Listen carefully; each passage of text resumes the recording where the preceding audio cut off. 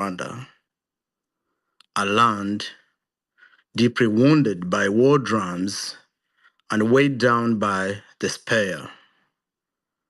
Lord, you are the God of justice, the God of peace, and the defender of the oppressed. We lift up our nation and our people to you, Lord. We acknowledge, O Lord, that our homeland has been divided into two realities: the Rwanda of power and privilege, and the Rwanda of suffering and silence. But you, Lord, see both. You hear the cries of the oppressed, and you call leaders to account. Father, we pray that you break the cycle of fear, poverty, and violence. Protect the innocent, strengthen the weary, and give courage to those who speak truth in the face of oppression. May justice roll down like waters and righteousness like a never-flowing stream. We ask for wisdom and strength for all who work for peace, for freedom, and for the dignity of every Rwandan. Heal our homeland, O Lord. Replace despair with hope, oppression with freedom, and fear with courage. In the words of Psalm 34, chapter 34, verse 18, the Lord is close to the brokenhearted and saves those who are crushed in spirit. Be near to Rwanda today, Lord, and guide us toward a future of peace, justice, and unity. We pray all this in the mighty name of Jesus Christ. So, dear brothers and sisters, once again, welcome to our discussion. So, before we start, allow me to share with you some housekeeping matters that will guide us through this discussion. So we'll have like 6 points to talk about. One is respectful engagement. This discussion or this space is a platform for open dialogue, but we ask all participants to maintain respect in their contributions. Disagreements are welcome, but insults, hate speech, or personal attacks are not. Speaking requests. If you would like to speak, please request the mic. The host will grant speaking opportunities in an orderly manner. Kindly keep your contributions concise and relevant to the topic. Time management. To ensure everyone gets a chance, speakers will be encouraged to keep their remarks within 3 to 5 minutes, unless otherwise invited by the host. Recording and sharing. Please note that this space may be recorded or summarized for broader sharing. Be mindful of what you contribute, as it may reach an audience beyond this live discussion. So, questions and reactions. If you prefer not to speak, you are welcome to engage through the reaction tools or post comments in the chat section. These will be acknowledged where possible. So, lastly, focus on the topic. Today's conversation is on Kagame's war drums and Rwandan despair. Let us remain focused and avoid diversions. Ladies and gentlemen, today we are privileged to have Dr. David Himbara as our guest. So our guest today needs a little introduction. Dr. David Himbara has long been a courageous voice for truth, accountability, and justice in Rwanda. With his background as both an insider in government and a leading critic from exile, he offers a unique perspective on challenges our homeland faces. We are honored to hear from him today. So, ladies and gentlemen, once again, thank you and welcome.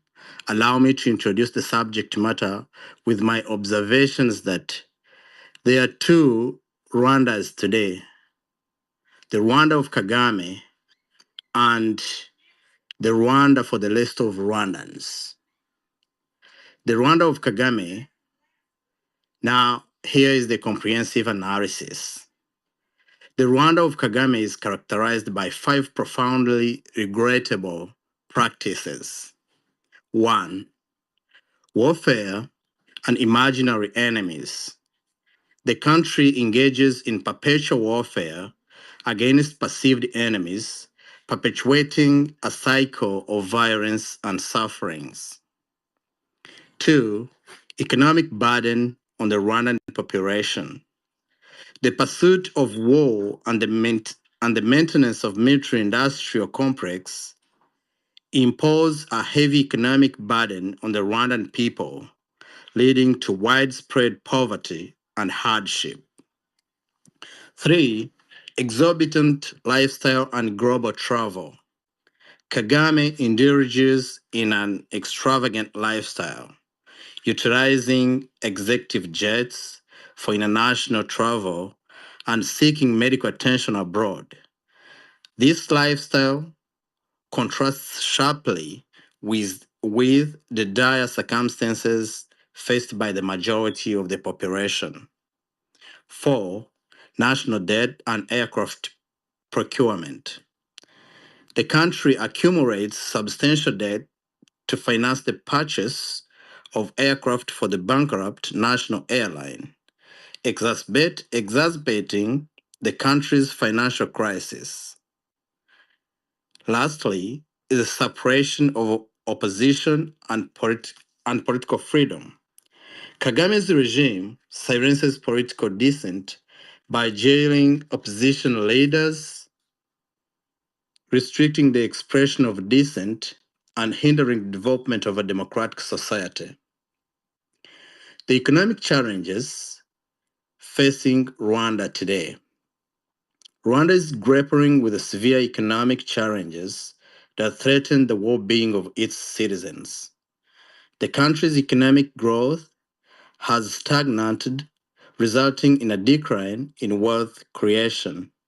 According to the Rwanda Revenue Authority's 2023-2024 tax data, only 357 of the 383,461 businesses in Rwanda are classified as large, defined as those with annual turnover exceeding 1 billion Rwandan francs or 692 and 2,002 US dollars. This stark disparity highlights the extreme poverty that confronts a population of 14 million.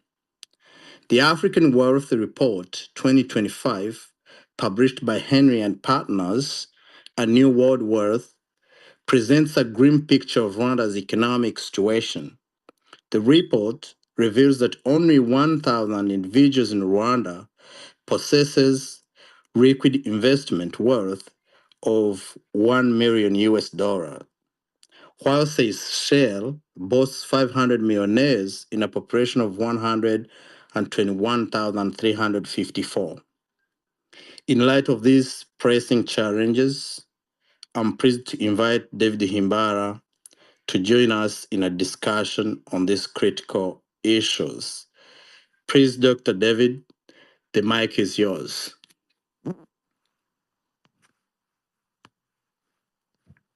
Thank you, Advocate Inyasi Rusagara. I extend my sincere gratitude for the opportunity to address today's episode of the space series on Kagame's war drums and Rwandan despair. Allow me to respond to the 5 key areas you highlighted regarding the dire circumstances confronting the people of Rwanda under the regime of Paul Kagame. Rightly, you highlighted 5 areas as follows. 1, Kagame's recent escalation of conflict and rhetoric. 2, the pervasive economic hardship faced by the people of Rwanda. 3, Kagame's billionaire lifestyle and accumulation of wealth. 4, Rwanda's mounting debt burden. And 5, systematic violation of human rights and imprisonment of Rwanda's opposition leaders. To commence, I'd like to discuss Kagame's warfare and imaginary enemies. On August 26, 2025, a few days ago, Kagame addressed retired and serving military generals, addressing them with these words. I quote, "We are warriors.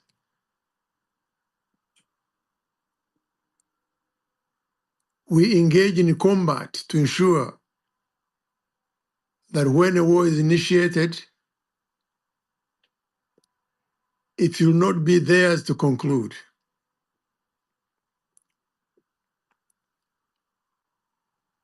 This war drum encapsulates the true Kagame, who perpetually engages in warfare against perceived adversaries,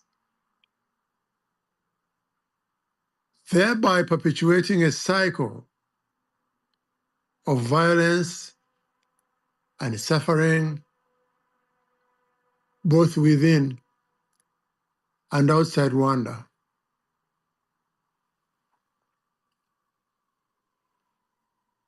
In addition to the rhetoric and the war drums of the 26th August, Kagame also just introduced sweeping reforms of Rwandan military structure, published on August 27th, the day after he beat his war drums. In the new changes, for example, when Kagame retires, he and his immediate family will be protected by the Republican Guard, protection forever. The President of the Senate, Chief Justice, Prime Minister, Speaker of Parliament don't get such protection. They will only be protected for 6 months.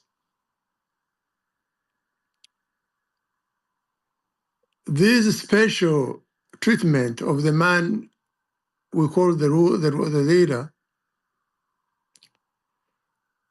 these protective measures for himself and his families, specialized protections, they add to Article 114 of the Rwandan Constitution, which, as you remember, that article exempts Kagame from prosecution for treason or any serious violation he commits while in office. And of course, while in office, he can't face any prosecution because he's the law. He hires and fires Chief Justice. What do we learn from all this? Warmongering, war drums, while seeking special privileges. Ladies and gentlemen, let us acknowledge the fact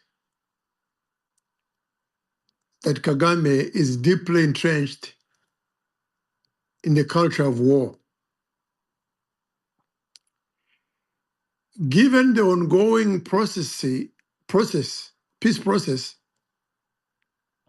spearheaded by the Trump administration to bring an end to the mass killings in DRC after 3 decades of Kagame's war in the region, one would have anticipated that Kagame would be advocating for peace. Absolutely not. Instead, Kagame is raising the drums of perpetual warfare. He has assembled his retired and newly appointed generals, indicating his unwavering readiness to engage in savage warfare indefinitely. Let us acknowledge that Kagame is a warmonger and belongs to historical figures commonly known as such, as warmongers, known for extensive conquests and aggressive expansionist warfare. These individuals are characterized by their involvement in instigating and advocating for conflict, which results in widespread loss of life and devastation. Notable historical figures associated with warmongering include Vladimir Putin, who seeks significant portions of Ukraine and is currently bombing thousands of civilians, while like Kagame, they are supposedly engaging in peace, but making wars. We know, of course, other figures, historical figures. Adolf Hitler, the leader of Nazi Germany, responsible for initiating the Second World War and unleashing the Holocaust, which resulted in the deaths of tens of thousands of people. Not thousands, tens of millions of people. Joseph Stalin, the leader of the Soviet Union, whose actions, including purges and forced collectivization, that led to deaths of millions of Soviet citizens, We, of course, know of Mao Zedong, the founder of the People's Republic of China, whose policies and leadership resulted in deaths of millions of people. Estimates of the total number of facilities in the Democratic Republic of Congo since Kagame's initial invasion of 1996 that continue today through Kagame's M23. Estimates range from 6 million to 10 million, even higher among people displaced.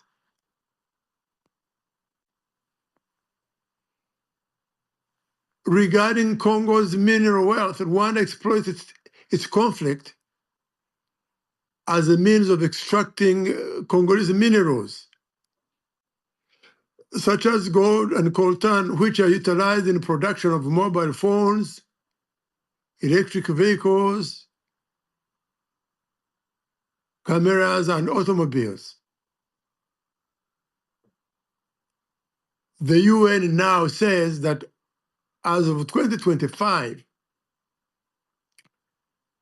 mineral smuggling and violence in DRC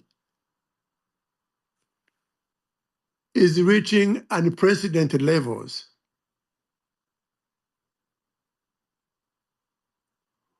Will Kagame ever relinquish control of DRC? Certainly not, without being compelled to do so. This has taken on for 30 years.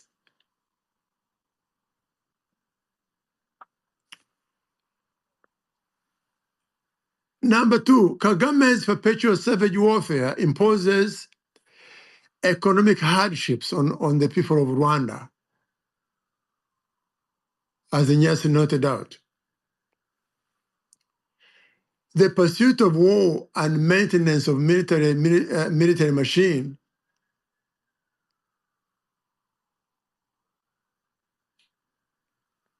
means that Kagame's primary focus is not development or wealth creation to improve the lives of people, of Rwandans. Contrary to this, Rwandans remain among the world's poorest.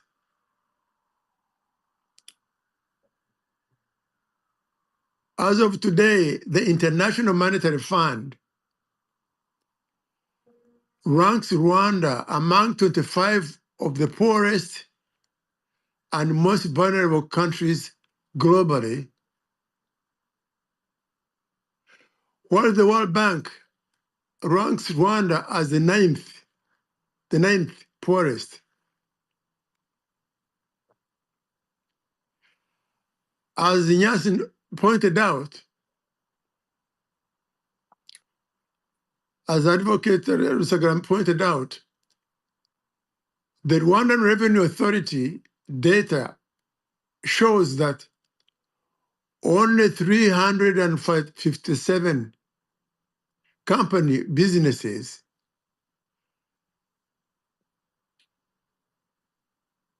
are classified as large. Only 357 are classified as large. And large elsewhere is too small in Rwanda. Large is defined as those with annual turnover of slightly over 500 million. Imagine and 57 companies sustaining a population of 14 million people. That is a disaster. The African Wealth Report of 2025 presents a bleak picture, outlook of Rwanda's economic landscape. The report discloses that Rwanda has only 1,000 individuals with liquid investable wealth exceeding 1 million.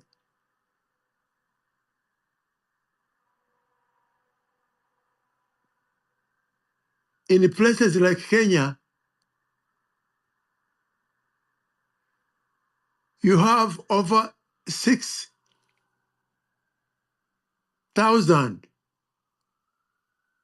millionaires, and there they are also billionaires.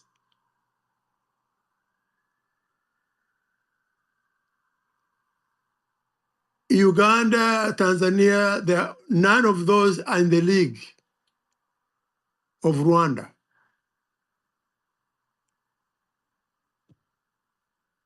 Rwanda is at the bottom with small population countries like Seychelles.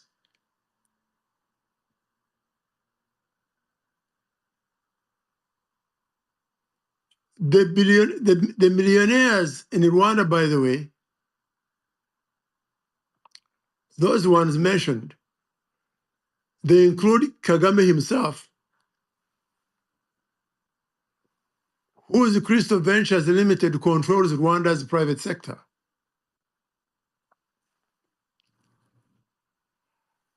Other exceptionally fluent Rwandans are Kagame's associates, including his son, Ivan Kagame, who claims to be a partner of a venture capital fund and co-founder of an energy company, he says.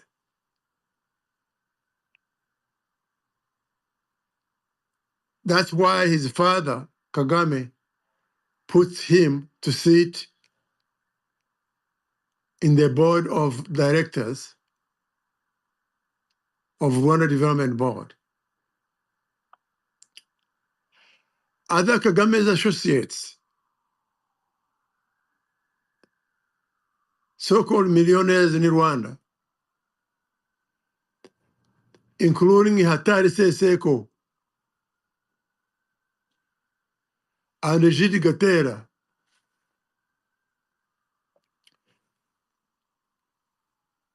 people who are known in Rwanda as Kagame's Abashumba in Kinyarwanda, which means the Kagame's front men. They hide his wealth. Kagame eliminated genuine millionaires a long time ago. None is left. Those included Triba Turuju Yirayabatwa,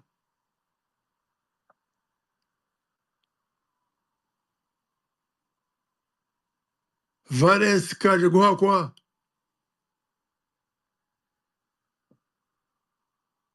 Alfred Karisa, Asenapur Wigara,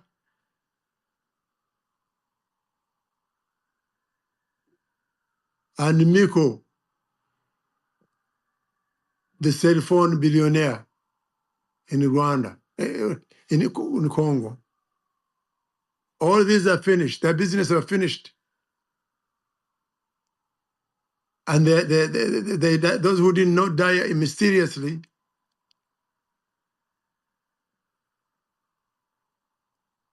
like Tribat and Miko, they died in exile, and their bodies cannot even be returned to Rwanda. because he removed their citizenship, even though they are native-born Rwandans.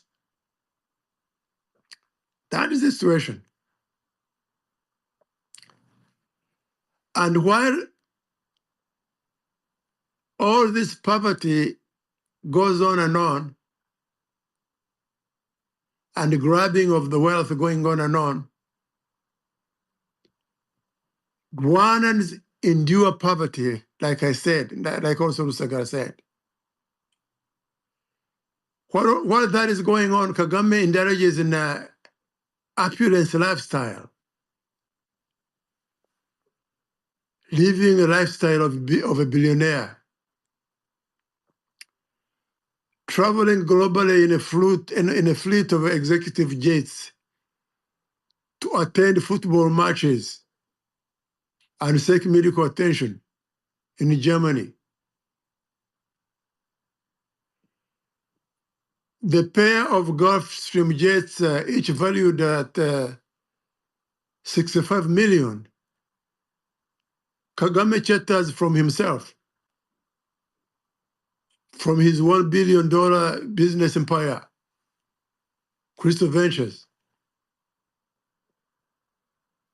which encompasses a range of industries, including everything from manufacturing,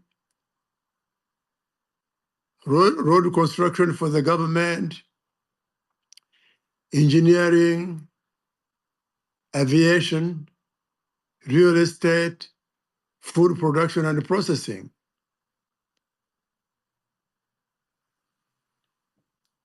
And as if that was not enough, Kagame continues to accumulate debt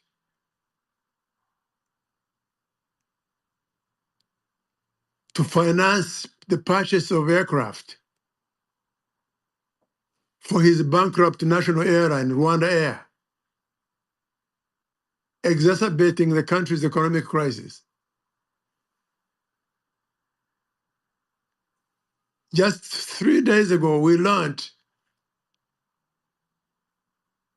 that Kagame just acquired 2 Boeing 737-800 aircraft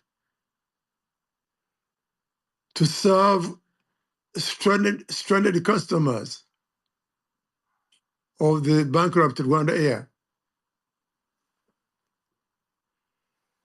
The Ministry of Finance's 2024 Rwanda Fiscal Risk Statement reveals Rwanda's air's dismal situation. From 2019 to 2023 alone, the government granted Rwanda Air 555 million. That's $500 million to keep Rwanda Air afloat. Additionally, the government guaranteed nearly 80 million of Rwanda Air's external debt, servicing the debt. The acquisition of 2 Boeing 737-800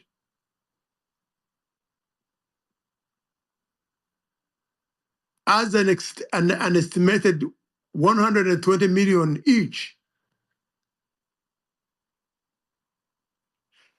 That adds to over $2 billion that the money Kagame has spent on tourism infrastructure, including the Kigali Convention Center. Yet,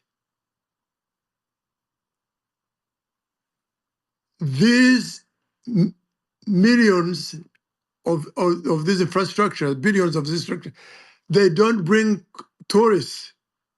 They don't earn.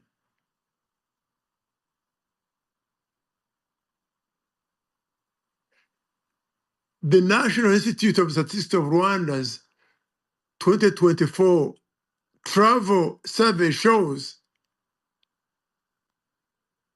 that in 2024,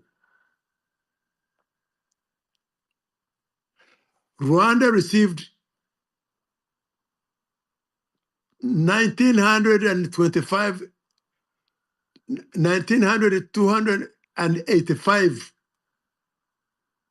meaning less than 20,000 business tourists in Rwanda. And moreover,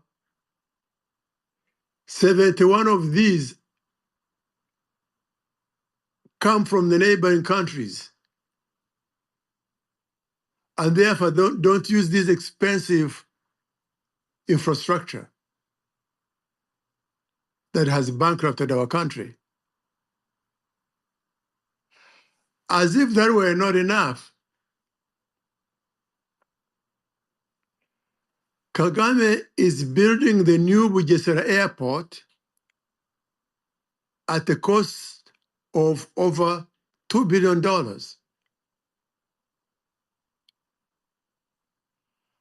I'm sure you watched recently what I saw here, or them far from there. You saw the difference between Kagame and his Burundian counterpart, Evariste Ndayishimiye. Ndayishimiye, a month ago, launched the construction of a railway that is going to link Burundi to the seaport of Tanzania, Dar es Salaam, which means that the exporters and importers, Burundian exporters and importers, will be able to transport goods to Dar es Salaam from Bujumbura in less than a day instead of weeks. This will reduce the costs of goods in Burundi by half, thereby increasing wealth, saving wealth that was being wasted on broken roads, with trucks taking weeks or even months, with goods even rotting on the road. That is what a real leader does. Real leaders build infrastructure that create wealth. Kagame started talking about building railways in 2000. Even boasted that,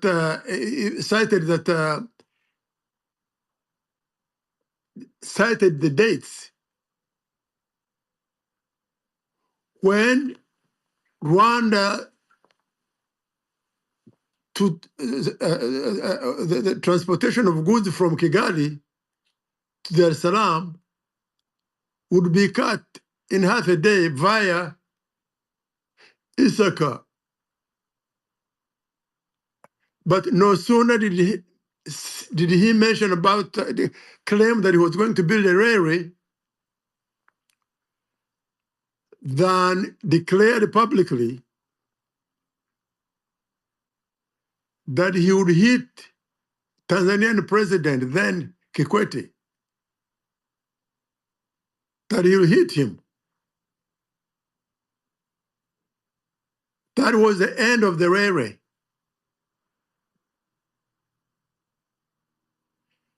Moving on now, to the politics in Rwanda. The suppression of the opposition and political figures, leaders, does not stop. Kagame continues to silence political dissent by jailing opposition leaders, restricting the expression of dissent, and hindering any kind of democratic notions. You all know that the opposition leader, Victoire Ingabire Umuhoza, is in her third month in detention. Since her arrest, she has not been permitted to communicate with her family in the Netherlands or her international legal teams. Ingabire's bail application was denied by the courts during legal proceedings characterized by irregularities. Among the irregularities include the rejection of her Kenyan lawyer's application to represent her.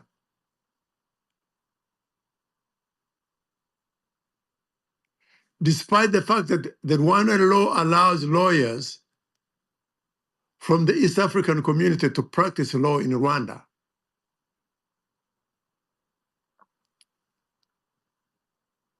Moreover, the courts failed to consider the pending litigation filed by Ngabire's lawyer, which aimed to challenge her persecution and detention in solitary confinement. Victoire remains currently retained in solitary confinement at the Mageragere prison in conditions that do not comply with what we know as the Nelson Mandela rules. So as I go on to conclude, once again, the question arises, who will rescue the people of Rwanda from the brutal and authoritarian rule of General Paul Kagame? Let us be clear. Rwanda has never encountered a leader of such ferocity, hatred, and violence. Never. Never in our history.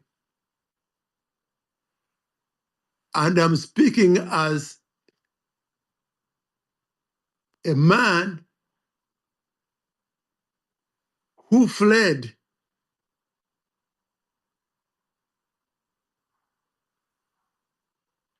as a child from the Kaiba and the Hutu ruler who massacred and exiled us.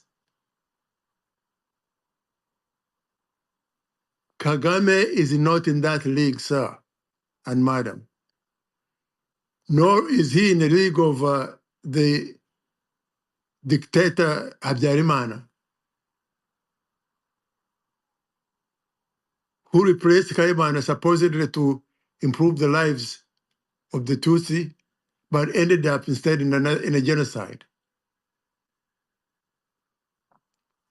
Let us be clear.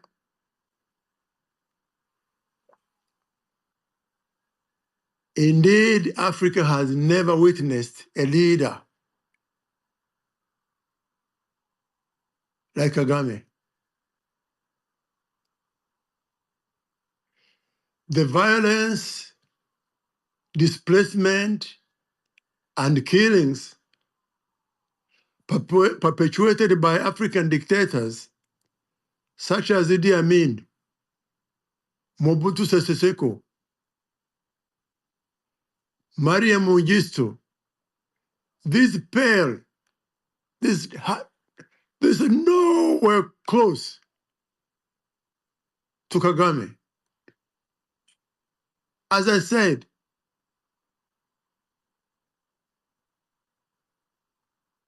the numbers alone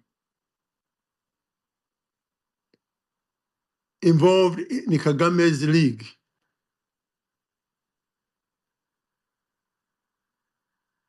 runs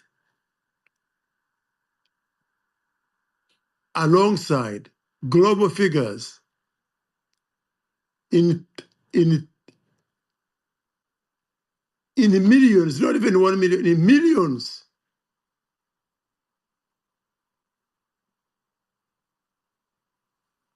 In millions, we're talking about this. This is in the league of global tyrants like Hitler, Stalin, and Mao, whose regimes resulted in deaths of millions upon millions of their countrymen and women and civilians outside their borders. The deaths at the hands of Kagame in Rwanda, in Congo, and elsewhere, they run in millions, as we said. Estimation ranging from 6 to 10. That is what we are talking about.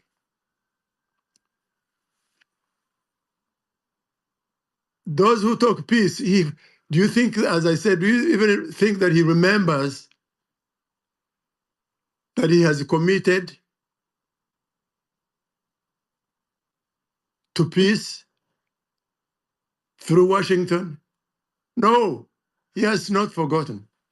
I honestly believe that only God can save Rwanda and the people of Rwanda. I thank you all for your kind attention. God bless you. Thank you very much, David Himbara, for your insightful and thought-provoking presentation. You have really shed light on the realities that many Rwandans live with and given us a lot to reflect on. So thank you very much once again.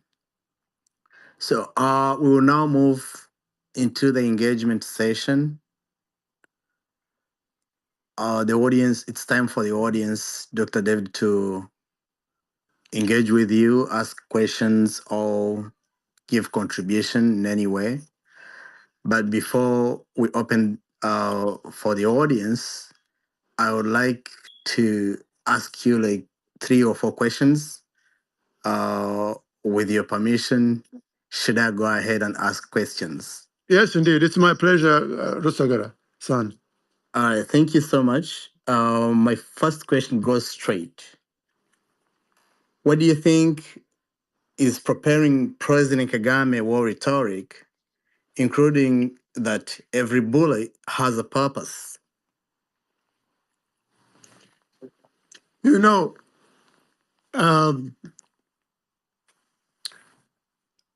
in my estimation, you see, every once in a while, when Kagame disappears, going for medical attention abroad, upon his return, he has to basically be heard. He has to reestablish himself. And reestablishing himself means sounding like rhetoric. violence, that were warriors. You remember the last time he disappeared, and when he came back, he told the West, including you, the US, that they can go to hell. That's the Kagame. That is his life. Occasionally, he feels that he must remind the world that he is the warrior, that is the warmonger. That is true. That is who he is. That's a warmonger. Warmonger lives on warmongering. Thank you. Thank you, David. The second question is this: What do you make of Kagame's lining up his retired generals with the new ones? Yes. You see again. Let's also remember that very often warmongers are also cowards. They have to make sure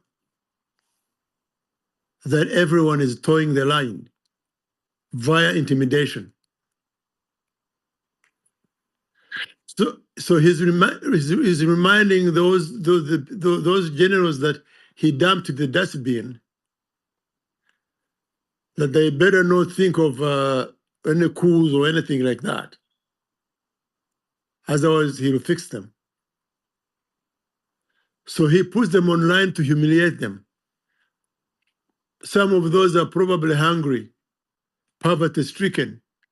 You saw them looking pathetic. It's humiliating them to keep everyone in check. That is his assurance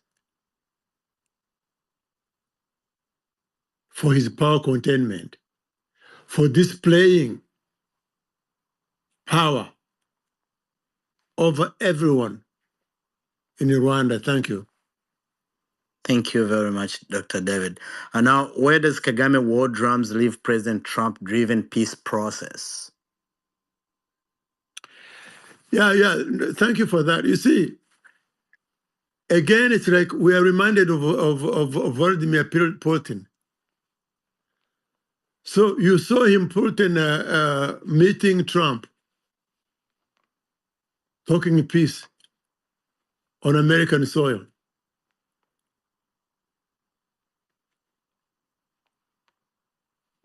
Facing the cameras, and people thought, well, maybe there is hope here. Maybe there is talk of peace. But what did Putin do after he went back? He bombed Ukraine 2 nights ago. Civilian homes. The Russian military leveled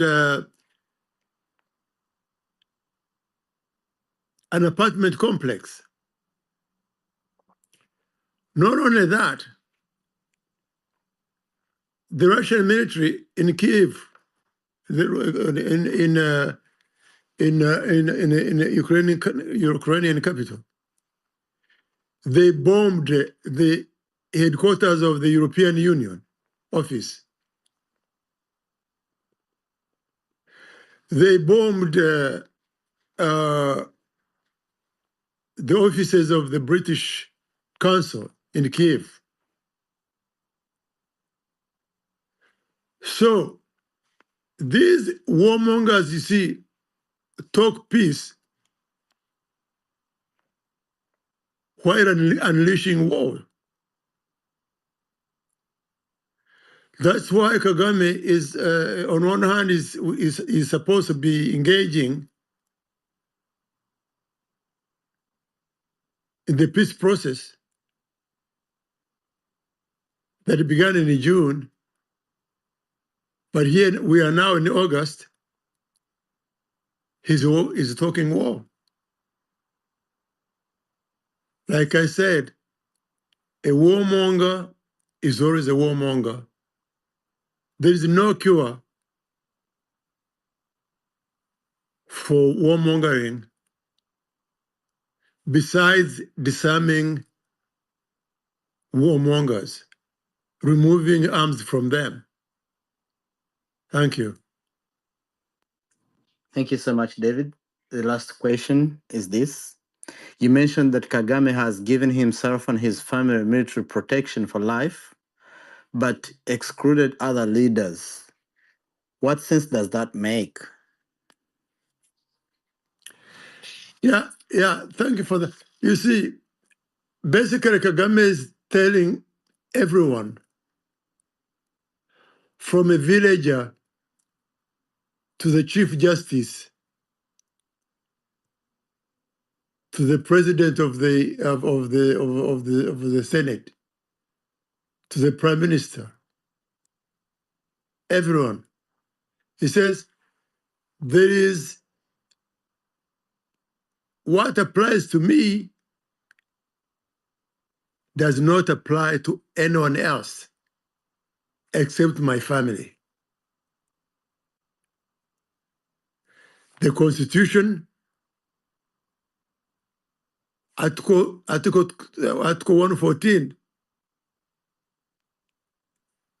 gives Kagame the right to commit even treason without any consequences when he leaves office. It's guaranteed. Read that article. So now, in his new military doctrine, he's reminded the nation and everyone that only he and his family will have protection in and outside power, period. The rest, including the heads of the different arms of government, they can only get protection for 6 months. But Kagame's daughter Ange or son will have protection forever and ever after. There are two worlds in Rwanda. There is a world for Kagame and family, and the world for the rest of the people of Rwanda. Thank you. Thank you so much, David. Now we are moving the engagement. The audience is going to ask questions or giving contribution. So first of all, I would like to introduce two of our comrades who have joined us in this space. First, our brother Justin Wahunga. Justin Wahunga is a committed comrade and a pen fighter whose voice and writings continue to challenge dictatorship and inspire courage among Rwandans. We have also Mr. Ari with us, the first vice coordinator of the Rwanda National Congress, whose leadership and dedication strengthen our collective struggle for freedom and justice. So I will invite Justin to speak first, followed by Ali. So as a reminder, we kindly ask that each contribution stays within 3 to 5 minutes. Brother Wahunga, the floor is yours. Well, thank you very much to you, my dear brother, Rusagara. You are so kind with words on me and with the compliments. I really appreciate. So I always enjoy your conversations and your thoughtfulness and insightful comments. And of course, I thank my dear brother, David. We have a special relationship and a special mission together, which was given to us by Christine, her sister. On this, I thank him, everyone. Yeah, so I don't want to get to use my 3 minutes in congratulating and thanking people. I go straight. I would like to thank David for eloquently speaking about the case of Ngabi. He has done so well and is so knowledgeable about her, and I know he's an admirer. And all of things we had to do with him, and I think we shall continue doing that to defend her. And one of the things that I would like to say when we speak about her is that we have a demonstration here in London on the 5th of September from 1 to 3 o'clock at the Commonwealth Conference to ask for her release with an unconditional release. So I invite everyone who can to join us or to encourage others to come. Now, coming to the topic again, I'd like probably to share with you from what he said, because I could go on congratulating him for everything he's done, because I know he's so currently good at our economy and so on. But just to add a few things that perhaps people are not aware of. But it is, how did we get to this position where we are almost the enemy of everyone? I certainly think people don't perhaps know is that before the relationship or stability in the region was not as bad when Kagame actually came to power. You will know that we had what they called CPGN, Economic Community of Great Lakes.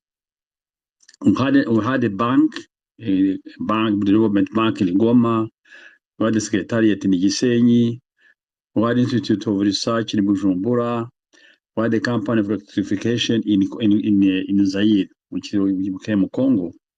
And they're almost moving to the stage of signing a free movement of people, goods, and the capital. And essentially, it was that to be able for people to move and to stay and to live in a few of the countries. But I think the most beneficial, of course, was Rwanda and Burundi, because you have many people in the DRC, and to have the secure residence, we thought was the best thing we could have done.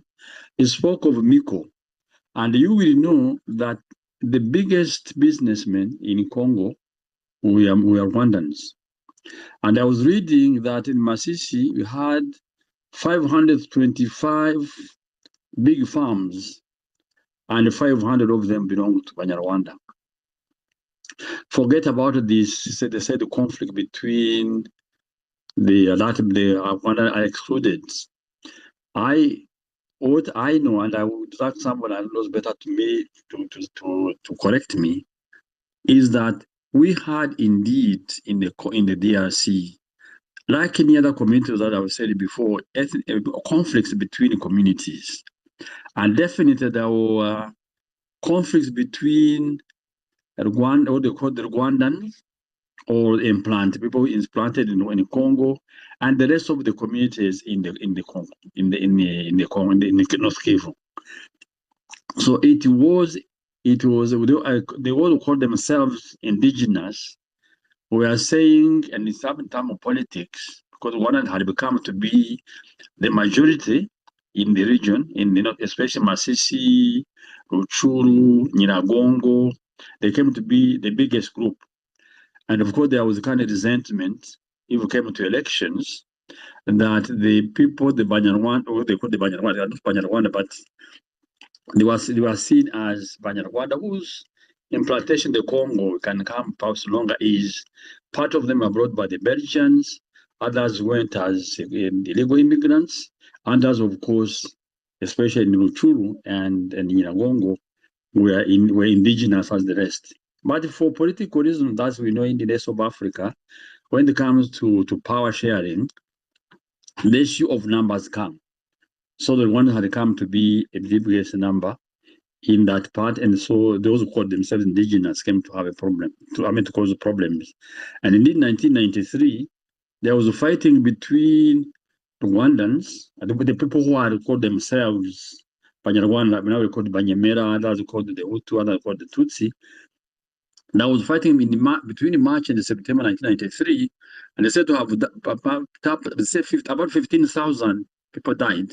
Half of them would have been people of Rwandan origin, that's were Congolese. And Mobutu had to dispatch his special force to come and to calm them down. But now it has changed. In the politics of Kagame, now it is no longer between the Congolese and the people whom they consider as foreigners, as Rwandans. It is now the Tutsi issue. So this has crystallized the issue of ethnic conflict in that part of Congo, and by saying that you are fighting for the sake of Tutsi, it has heightened the tension between the two. And when you see the killing that taking place now, and mostly in Rutshuru, the majority are Hutu.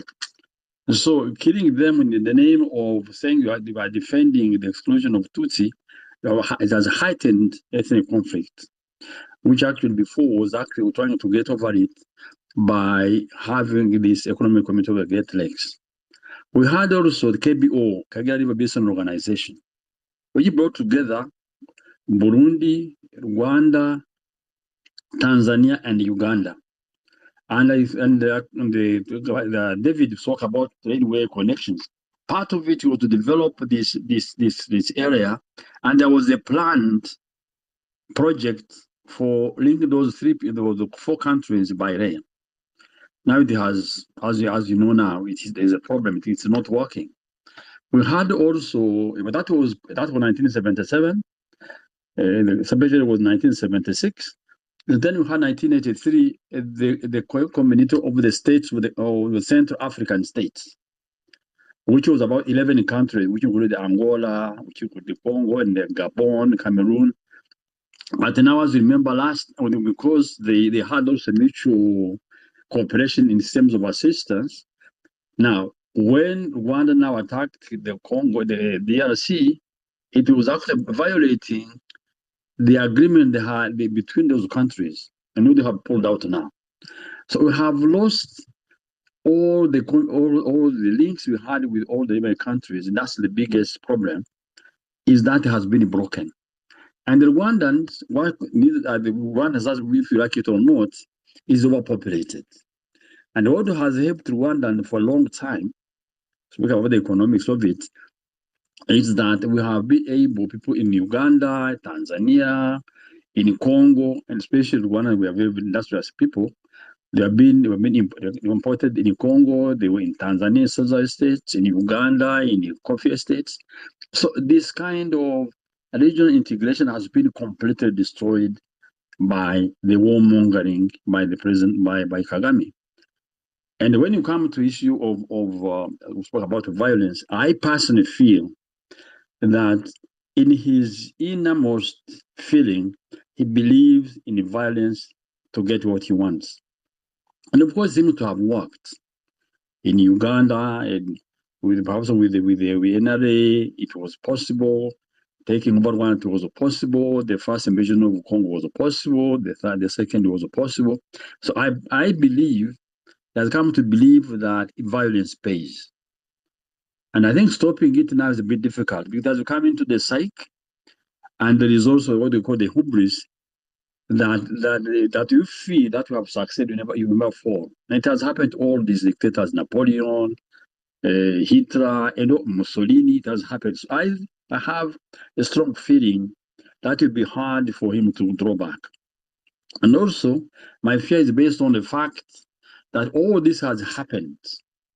I remember, for instance, when M23, even in 2012, I remember this general prosecutor for war crimes, it was called the RAP, in the American. He threatened, he said, if we don't stop, we can do the same as we did for Taylor. You know, Taylor went to the Hague, not because of what happened in Liberia, but because of supporting the rebel group in Sierra Leone. So I think there's a problem there. I don't think he feels very comfortable that if he let go, then he will be pardoned for all the things we are talking about him. Remember the millions in the Congo, there is genocide now in the Congo, there is now having supported a group that is committed war crimes against humanity, probably genocide. So the only safety and protection is taking power. That's what I suspect.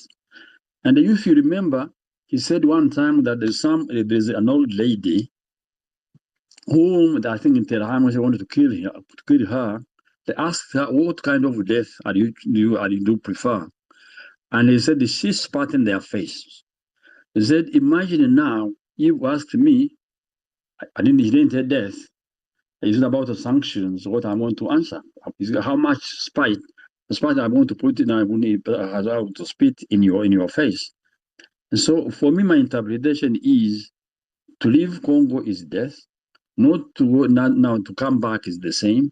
So I had better go on. And it's very certainly his word, he said we must fight as we have nothing to lose. Others have to lose, but he has nothing to lose.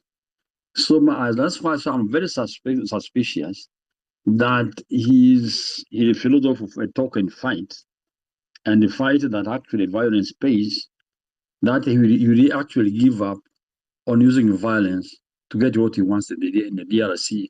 That happens in Rwanda.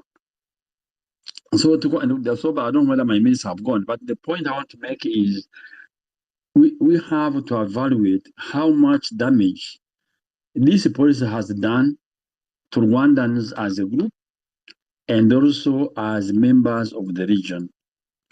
And two, to think about what happens, to think about the future. How do we amend with what we have done, what the Rwandans have done? Because there is no distinction. You are Rwanda, that is, how do we do like Kisekedi, people to understand that what is happening is not Rwandans, it is a regime. Something that we have to work on. I think he was very brave to say that, but are we conscious? Are we talking about that wherever we are going, so that if when the change comes, we are not taken as targets of the anger that we have caused to Burundi, finding having a group to go to destroy the country, in the Congo. How do we plan for the future, for the after? Was definitely his time will end. How far are we planning for the after? And of course, the economy, again, when we talk about the economy has collapsing, I can imagine now when after that, how do we convince again the people to come to believe in Rwanda, to believe in Rwandans, and to believe actually we can work together and be different from what we are now. So my brother, I could talk on, but I would like to stop here so not leave time for you to speak. But I'm worried. I'm worried by this. I can end with what David said, that the only solution is to remove arms from him, or to show him that violence is not something to invest in. It's better to invest in peace, invest in the people, invest in the trust, invest in good neighborliness. Because as much as we say, Rwanda is what we are. We are not. When we were young, they would tell us that Rwanda has no limit. Rwanda was everywhere. They tell you, I will tell them, how is Rwanda in England? They say, how is Rwanda there? Rwanda in So I think that actually we are wonderful, we are extraordinary. We have to admit that we are not different from other people. So let me stop here. Otherwise, I could take all your time. But I'm very sorry for having been too long, probably. But thank you for inviting me, and the fact for giving me this opportunity to talk and share with you my deepest thoughts and hope for the better future for Rwanda. Thank you. Yeah, thank you very much, Justin, for your powerful contribution. Um, uh, now, we truly appreciate your insights and commitment. So now I would like to pass the turn to our first vice coordinator of One National Congress, Mr. Adi. Adi, please take about 3 to 5 minutes for your remarks so that we can also hear from others afterwards. The floor is yours. Yeah, thank you very much. Do you hear me properly? Yes. Yeah, thank you very much for organizing this. And I really want to appreciate Dr. David Himbara for his contribution and for his very insightful way he has put it. And of course, my brother, elder brother Justin Bahunga, for the insightful way he has put what had already been planned to have a regional cooperation where Rwanda benefited, because we know our country has a limitation in terms of resources and in terms of even the size itself is I don't want to call it a burden, but is a limitation.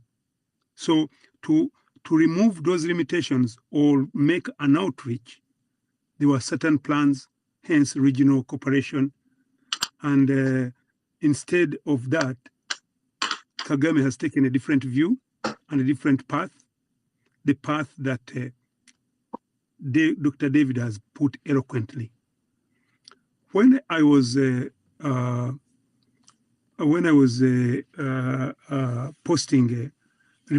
your tweet, this space of tonight, as if I had read David's mind, I put, like I always do, Kagame must go, and indeed he must go because he's a burden, and he's not only a burden, but he is a disaster for Rwandans and the region. I added, Kagame is a warmonger. Little did I know that David would eloquently describe what a warmonger is and demonstrate how Kagame is a true warmonger and the league of those who killed to the maximum. I think there is no doubt in anyone's mind who is listening now that Kagame is in the leagues of Adolf Hitler. We can say it without any doubt and any hesitation that he's in that league. Kagame is a master of manipulation. He has manipulated the minds first of Rwandans, whereby Rwandans have accepted to part with their core values. Because we Rwandan, we know our values. We know we believe in community. We believe in friendship. We believe in taking care of each other.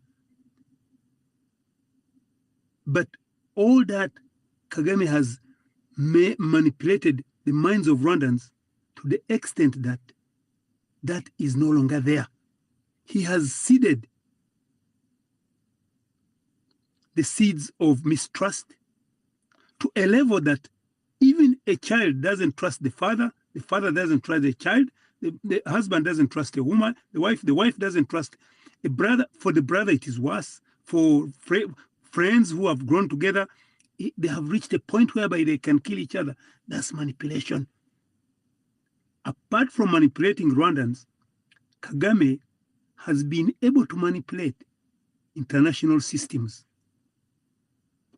Every Rwandan asks themselves, with all these atrocities, with all these wrongs Kagame has done, with everything that is visible to everyone, why doesn't the international community or international systems, why don't they why don't they hold him to account? It is all to do with manipulation. it is all to do with using the money that would otherwise help develop or help Rwandans in their need, would contribute to the development that Dr. David has said other countries are doing. Kagame has used that money to buy PR firms, to whitewash, to buy leaders who talk for him, to the extent that he managed to manipulate the UN. His manipulation managed him to use the otherwise goodwill of the Rwandan army, National Army, the RDF, to help in peacekeeping. He has managed to manipulate that action to his advantage, to mask all his wrongs, but also to use it as a bargaining tool so that no action is taken, if at all it will. You all remember the case of the mapping report. As soon as it came out, there was that threat: we are going to withdraw our peacekeepers in Darfur. Of course, those in RDF who had thought of RDF contributing, first of all, building it into a professional army, but also contributing into peacekeeping, did not envision Kagame using that they had built to manipulate the world, but not only manipulate the world, but make them appear useless,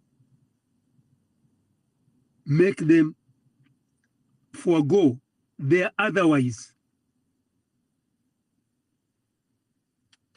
struggle they had sacrificed a lot for. You all know that RPF lost its leader in Rijema. It lost many officers, so many young, youthful people who put their lives on the line, and many died in that Akagera Park. Many died in the wars to take over in Kigali. Many died for it to achieve what they would say a start for democracy, a start for good governance, a start for entrepreneurships, for the entrepreneurs, Rwandan entrepreneurs to flourish. They had put their lives online. Some were risen to the ranks of general. Now they are being treated like the other time, in our Kinyarwanda discussion we had, which was similar to this one, a bit similar to this one yesterday. Some commentators called them like village cooperative members. That means, with these people who are put in cooperatives who have never gone to school, or who are peasants, who are ganged together. That's how the Kagame has reduced the generals. Some of these generals are people who are learned. They have their master's degree in law. Some are economists. Some have BComs of recognizable universities. But he has reduced them to be like peasants, and they have accepted it.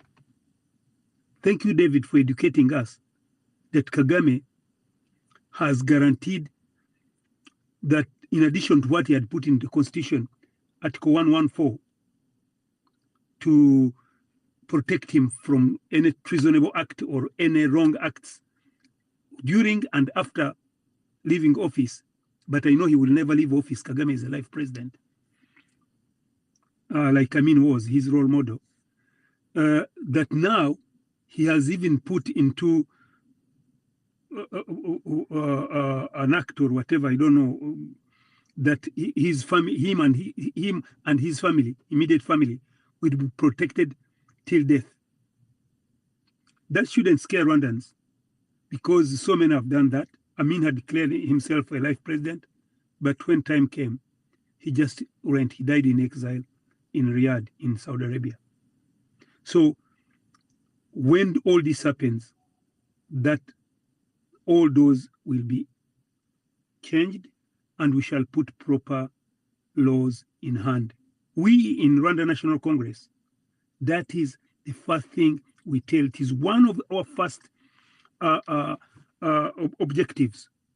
We have six strategic objectives. One of them is that of putting back the proper rule of law, where every Rwandan, when I mean of every Rwandan, I mean from president to peasant, they are all equal as regards to the law, as regards to what opportunities they get. So for him to give himself that special treatment in terms of the law to protect himself, that will be repealed immediately. Actually, the whole constitution is built, was doctored around Kagame. All that will be changed. That one we should assure Rwandans. It is a commitment by RNC and its partners in P4, and I think many others. As soon as Kagame goes, that will go. Any atrocities he has committed, he will be tried, and some of them will be those of abusing our judicial system, of abusing our systems, of capturing the state and its institutions. He's able to do all this because he captured the state.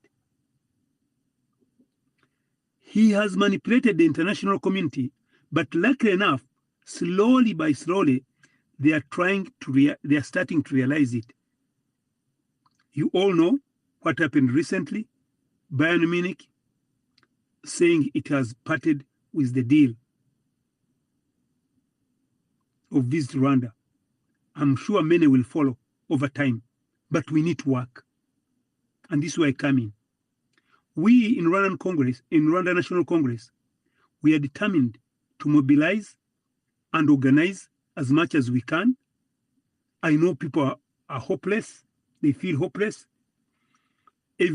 Sometimes they feel it has taken too long. Sometimes they think it will not happen. That's how how dictators create that kind of mindset.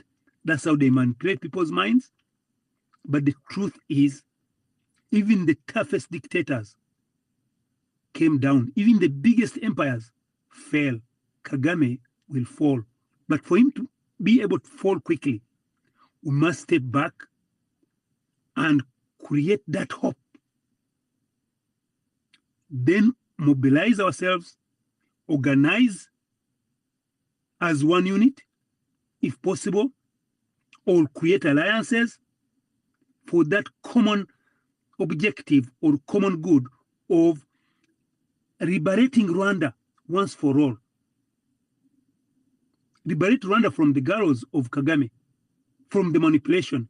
So there are many layers that have to be done, and these have to be done in a systematic, methodical, but also in a very sustained and persistent way, which I thank David for doing. You have been very persistent in doing this. I would like to recognize also Comrade Justin Bahunga with his FDU in Nyenje.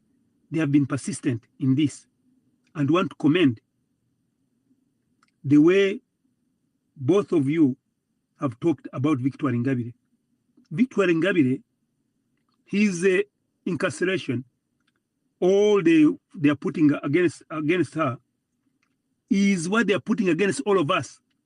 What happens to Victor? All of us should feel that it is happening to us. Because for her, she happens to be in Rwanda. We are not in Rwanda, but the cause she's fighting is the same cause we are fighting, of liberating our country from the gallows of that dictator. So anyone touches one of us who are in that same mindset of liberating Rwandans, liberating those generals you saw Kagame putting there,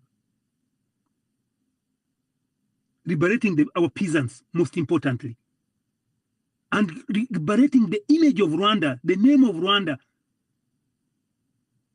that Kagame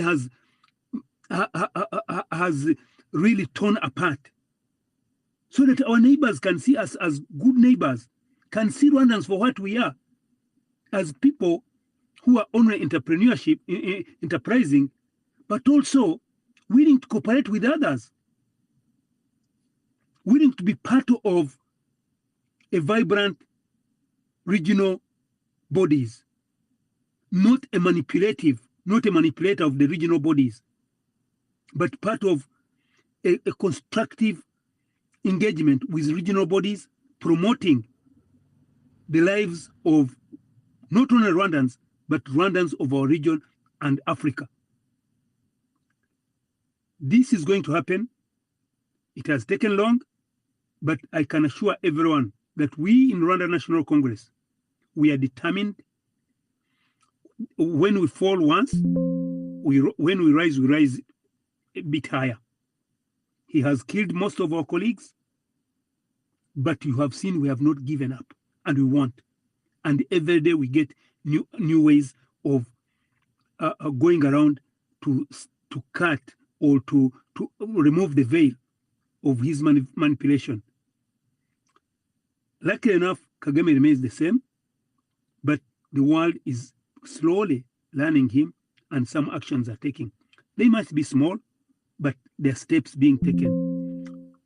Soon or later, they'll start be big. And to answer the question you have asked David, if I can contribute as I end my contribution.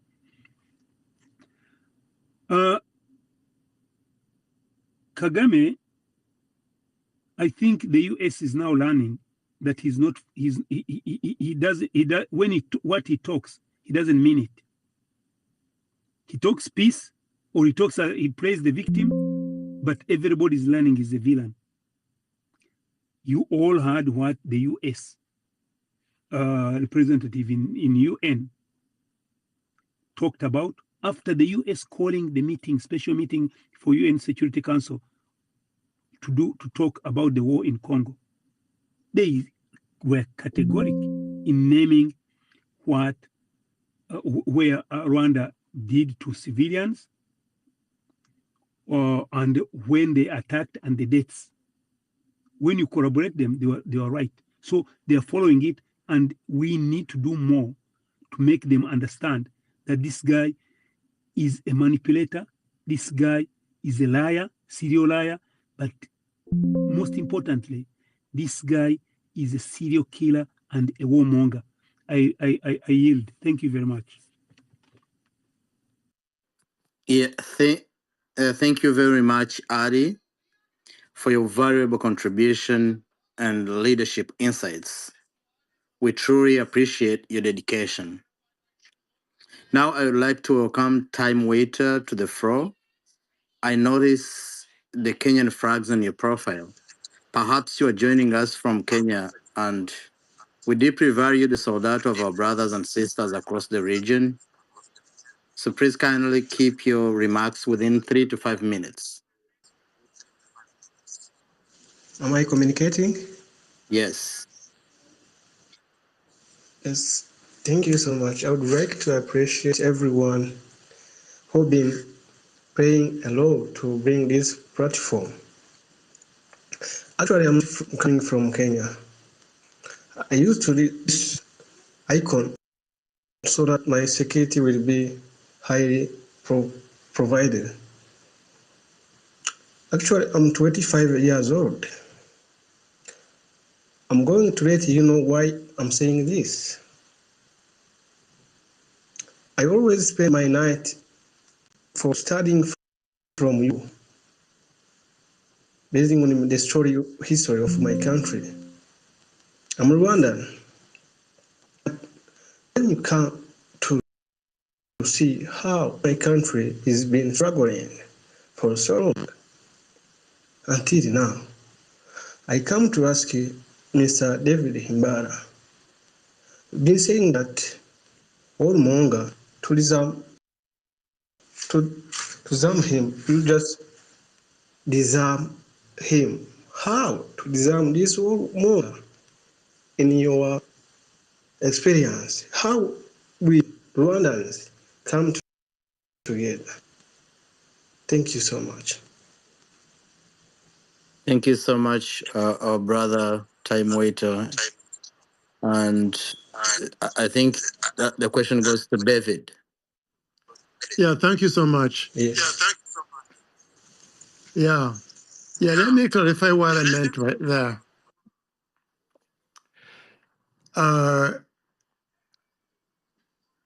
Actually, there is no secret how dictators rise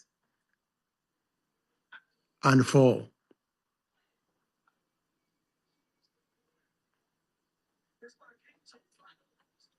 Kagame actually follows the same pattern. Capture power, think you're invincible, but then it turns out that actually you are a very vulnerable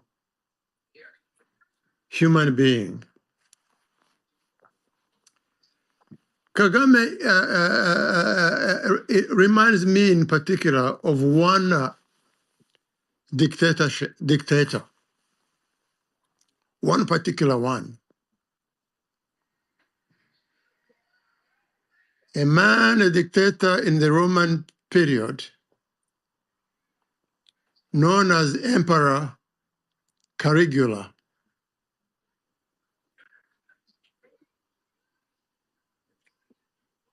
that came several centuries after Caesar, the famous Caesar, Emperor Caesar. Why does Kagame remind me of Caligula? Caligula came to replace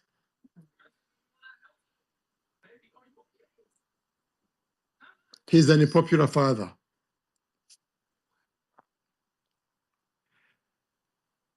And he came with good intentions, stating his visions of creating wealth, ending poverty in Rome, built infrastructures,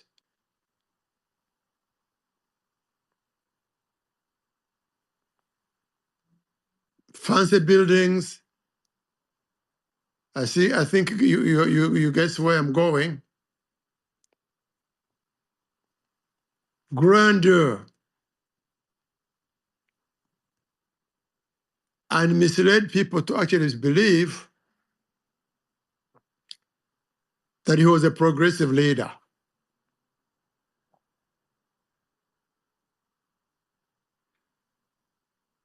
But soon, power went to his head. He started grabbing people's properties, estates,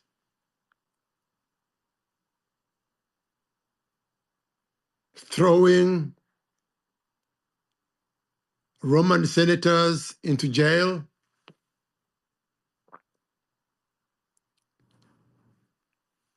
then made his wife and daughter the co-leaders. You see where I'm going now? Who runs Rwanda today? Behind.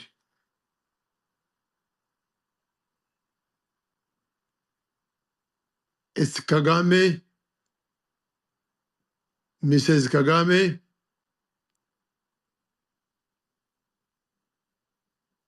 and Kagame's daughter, Ange, who sits in the presidency and is a deputy to an American, that Kagame, that includes about dozens of Americans Kagame has imposed across the government. His office is run by an American, Mauro De Lorenzo. Angie Kagame is number 2. So moving forward, as Caligula becomes unpopular, he grants himself lifetime protection while removing protection from other leaders in the Roman Empire, including senators. He fires them, imprisons them.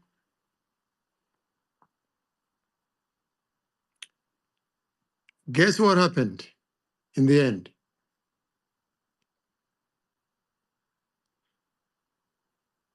While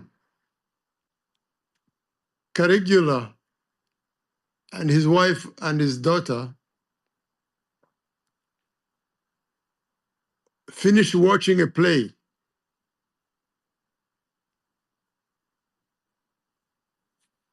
and were being marched to the carriage to return them home.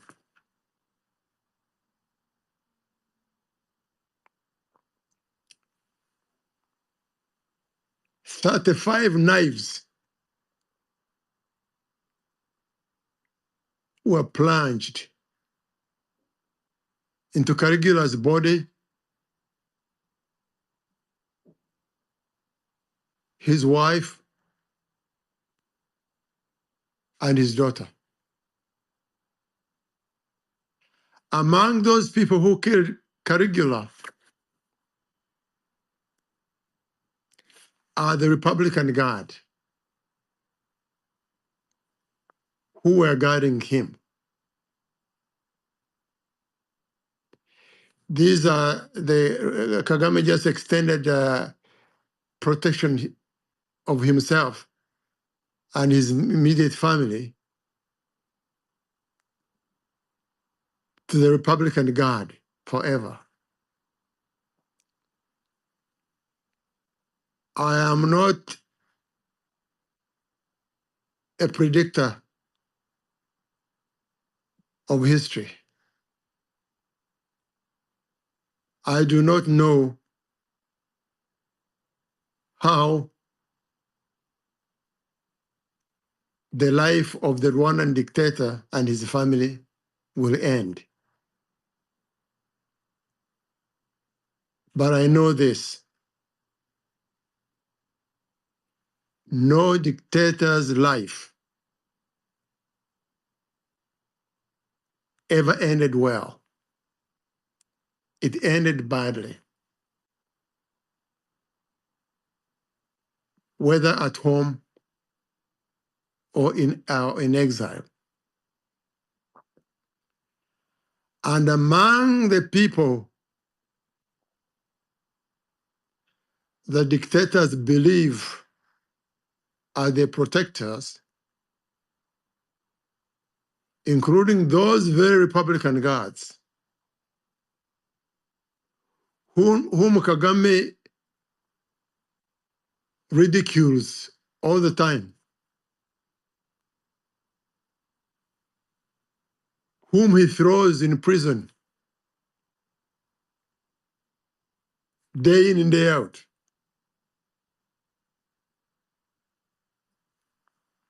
Those may be very well the very people who might end his life.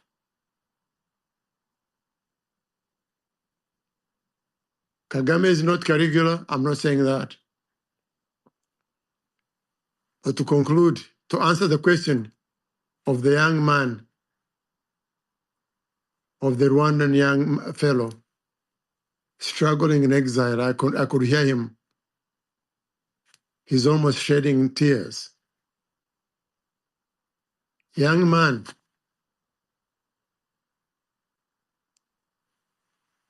just be patient. I have been patient. I was a victim of Kaibanda,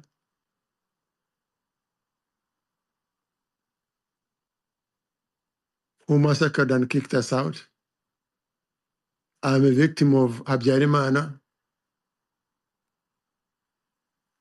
I am a victim of Kagame. But there is even more, young man. In the year 1895,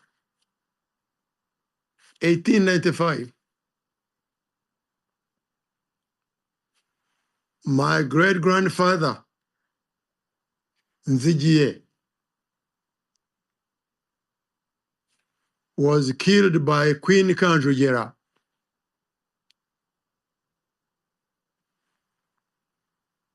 With her brothers who massacred the Tutsis by the thousands,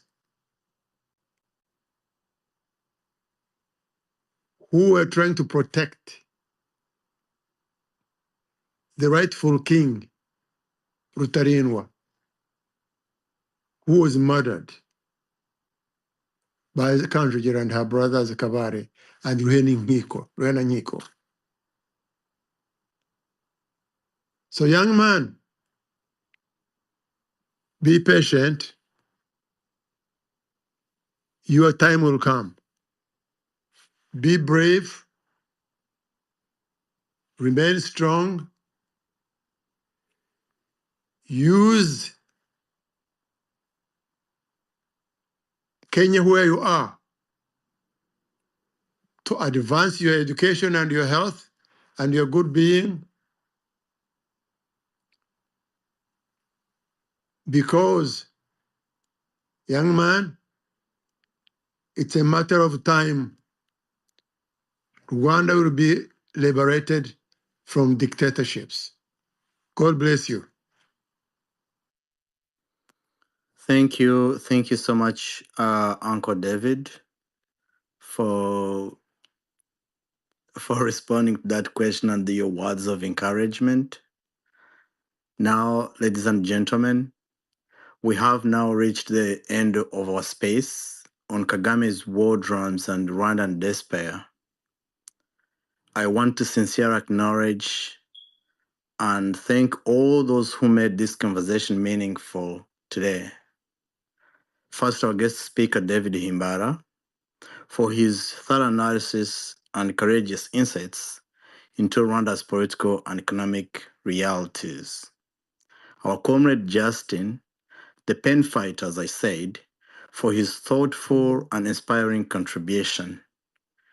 Our first vice coordinator, Ari, for his strong leadership and perspective. And lastly, you, young man, time waiter, a young 25-year-old Rwandan living in exile in Kenya, for sharing your voice. We are grateful to each of you for your contributions and the strength you bring to this struggle. Before we close officially, I would like to invite again our guest speaker, Himbara David, to give us his closing remarks and officially end this space. David, the floor is yours again. My son Rusagara, man, you're so special in the work that you do in holding the fort as we meet, encourage one another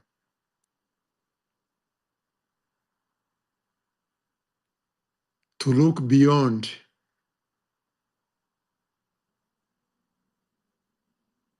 the horizon as we wait